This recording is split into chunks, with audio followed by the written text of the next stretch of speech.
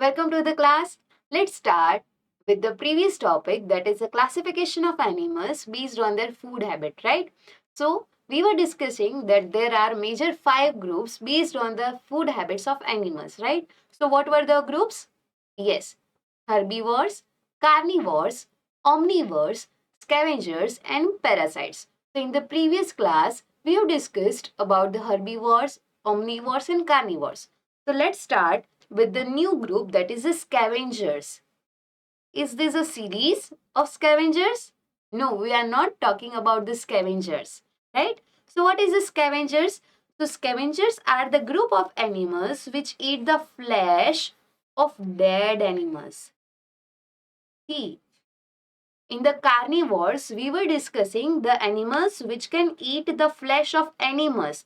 We were not specifying that the animals which are living or dead. But whenever we are talking about the scavengers, so these are the group of animals which can eat the flesh of only dead organisms, right? So these are the dead animals. Remember this part.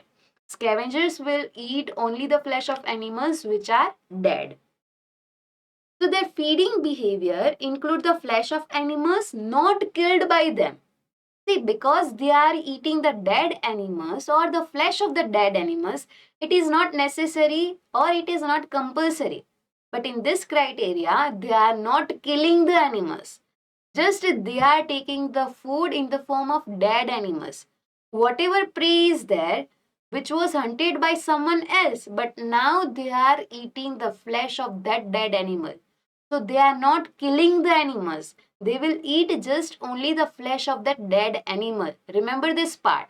So what is the difference between carnivores and the scavengers? So the carnivores who are taking their food in the form of animals. But these scavengers, they are taking only the flesh of dead animals. Clear these things to you? Okay.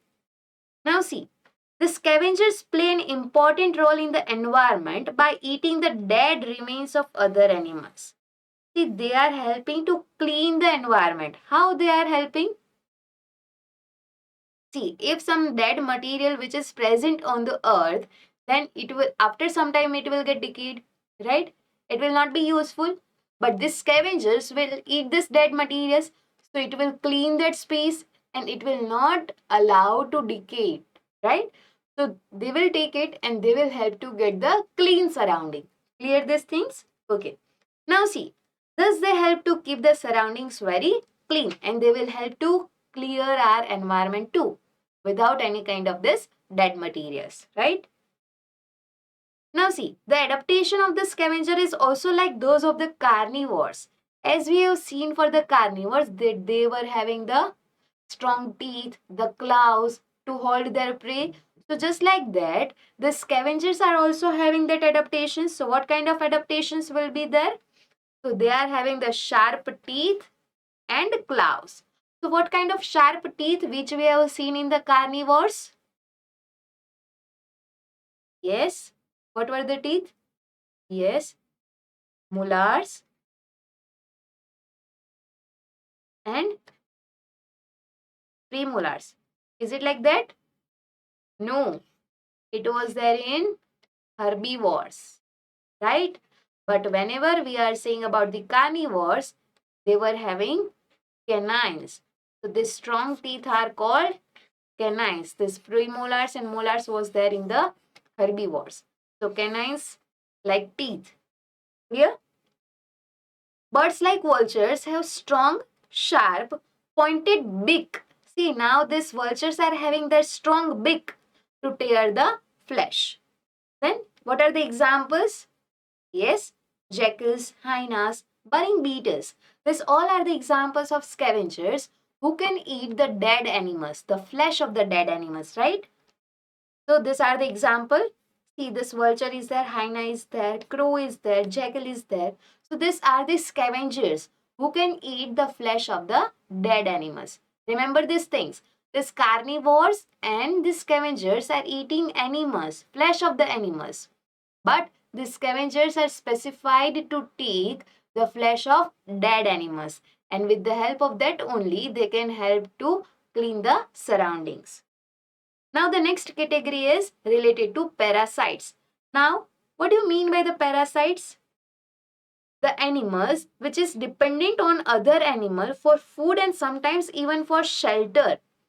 See, they are taking the food from other animal and they are depending on that animal for their shelter too. So these are the small animals which are dependent on other animals.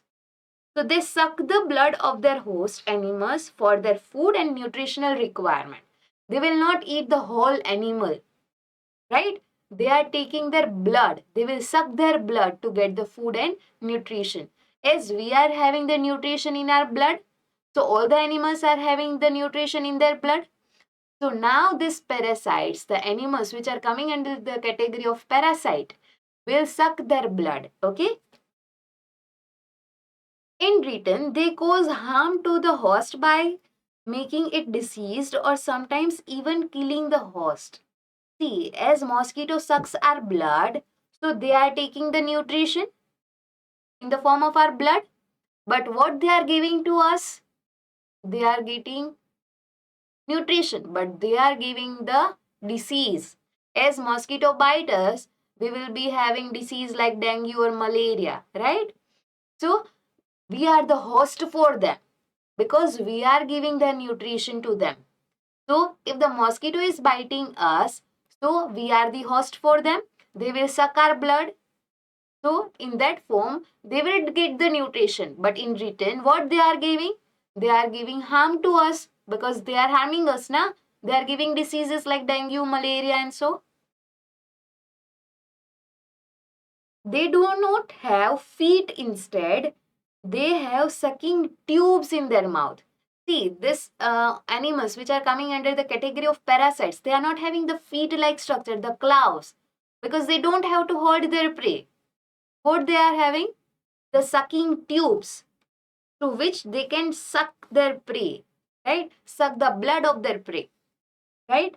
So depending on the place where a parasite lives, it is grouped into two major groups, that is the endoparasite and ectoparasite, right? Major groups, not a major. Okay, these are the major groups, that is the endoparasite and ectoparasite. Now see, on the place the parasite lives, right? So they are grouped into two major groups, that is the endo and ecto. Whether they are living inside the organism or whether they are living outside the organism. That is the endoparasite and ectoparasite. Clear these things to you? Okay. Now see, the first is endoparasite. They live inside. See the word endo. If you want to learn something, what you have to do? Split that word. So the parasite which is living inside the host organism, right? They are living inside us. So they are called endoparasite. But if the animals which are living outside the host system, then they are the ectoparasite. Now see, what are the examples for this endoparasite? That is the roundworm and the tapeworm. They are the worms, right? They are like this, the roundworm and tapeworm. They are always more dangerous than the ectoparasite. See, as they are living inside us, inside the host system, so they can harm us anytime. So they are more dangerous than the ectoparasite because ectoparasite are living outside our body, right? Outside of the host system. So we can remove that part too. But if they are living inside, then it would be very dangerous. So these are the examples, and in this picture you can observe this tapeworm, giardia, hookworm, roundworm, whipworm. Yes, this kind of worms can you found inside your intestine too. As you can see, this is your intestine. In your intestine, this worm-like structure can be there. Some of them are harmful and some of them are useful, but mostly they are harmful to our system, right? So the parasite which is living inside our body, they are sucking our blood, right, from the intestine. So that's why they are known as endoparasite. As they are living inside the host system, they are known as endoparasite. Now, if we talk about the ectoparasite, so what do you mean by this ectoparasite? If you split this word, ecto is related to outside. If the organism is living outside the body, or you can say live on the body, right? That is called ectoparasite. So what are the examples? Lice, bedbug, mosquito, this leech. As they are living outside or they are living on the body, they are called ectoparasite. These are having the special mechanisms which helps them to hop from the one host to another. See, as they are having some special mechanism. If one mosquito coming to our body, now they will suck our blood. After some time, it will get to another body, right? They can easily switch themselves between two organisms for their nutrition. Now see, these are the ectoparasites. This tick. These are the different types of tick over here. Can you see this? See, these animals which are ectoparasite, some of this can act as a vectors which can cause disease. It can cause paralysis, then pest irritation, blood loss, production loss. As they are sucking blood, then they can do the blood loss, right? So now you know the scavengers as well as parasites. Scavengers which will eat only the flesh of dead animals, and these parasites which are dependent on other animal to get the food as well as shelter. And they are having the endoparasite, ectoparasite. Endo means living inside the host system, and ectoparasite that is living on the host system. Clear these things to you? Now we are having other feeding habits too. How these animals are taking their feed, right? See, the beak and claws of birds and modified to the type of food they eat. See, the beak and claws of the birds are modified like that so that they can easily get their food, right? So the beak and claws of birds are modified to the thing, right? See, these butterflies, mosquitoes, and flies have a hollow tube like a part called proboscis, through which they suck in liquids, as we have seen for the scavengers, or you can see for the endoparasite or the ectoparasite. Endo or ecto? Yes, ectoparasite. They will suck the blood of the host system. How they will suck? Through that sucking tubes. So now they are having a part that is known as proboscis. How will you pronounce?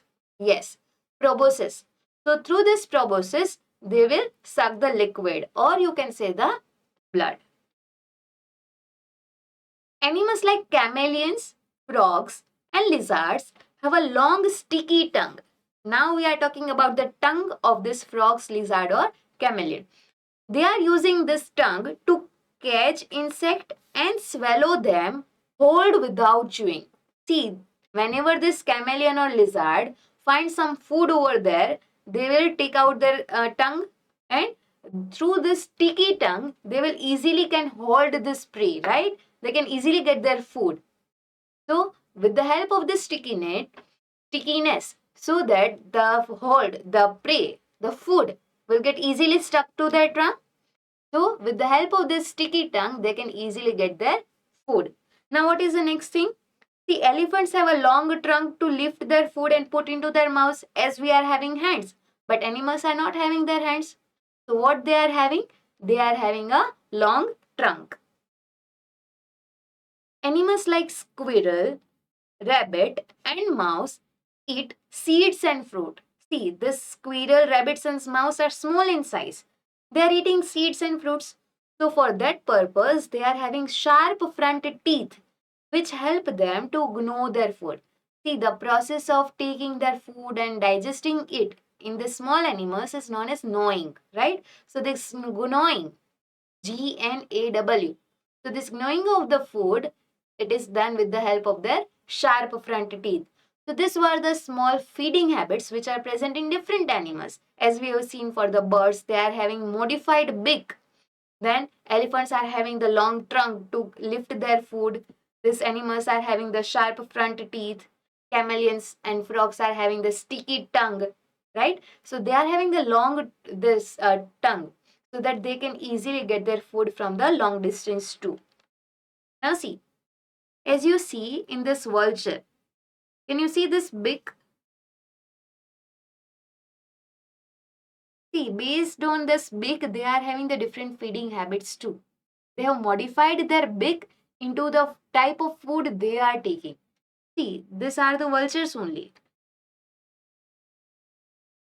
They are having different beaks over here to get their food. Now see, this is about eagles. They are having the biggest one, the owl. Now the claws, these are the claws to hold their prey easily. Now this proboscis. As you can see, this is the proboscis like structure. So what was the use of proboscis? To suck their food. Now see, this sticky tongue is there. With the help of this sticky tongue, they can easily get their food. And see, can you see this? Yes, their front teeth, which is very sharp so that they can easily tear their food. So these are the different feeding habits, and based on the different food habits, they are classified into major 5 groups that were herbivores, carnivores, omnivores, scavengers, and parasites. Clear? Okay, good.